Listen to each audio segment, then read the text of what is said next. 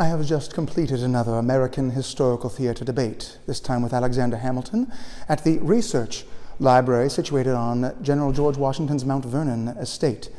I'm gratified to see General Washington's love of learning so well commemorated in such an excellent research facility. Some of the names of the books upon the wall behind me, actually, are particularly gratifying to me, specifically an essay concerning human understanding by John Locke. That is mentioned here, engraved herein, and I'm glad to see that that is here and not his second treatise on government, for it was his essay concerning human understanding that made John Locke one of the trio of the greatest men who have ever lived, not his second treatise on government.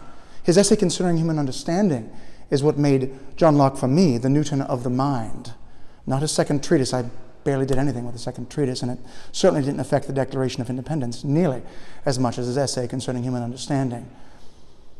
I do not think that General Washington would go as far as I go, in spite of his love of learning, when I say that I cannot live without books. However, I do suspect he might agree with me when I say that liberty cannot live without books, that liberty cannot live without an informed, educated populace.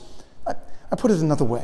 In an 1816 letter I wrote to a man named Charles Yancey when I said, if a nation expects to be ignorant and free in a state of civilization, it expects what never was and never will be.